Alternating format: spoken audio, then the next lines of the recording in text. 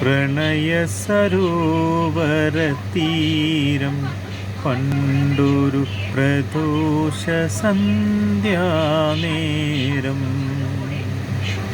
പ്രകാശവലയമണിഞ്ഞൊരു സുന്ദരി പ്രഭാത പുഷ്പമായി വിടർന്നു എൻ്റെ വികാരമണ്ഡലത്തിൽ പടർന്നു.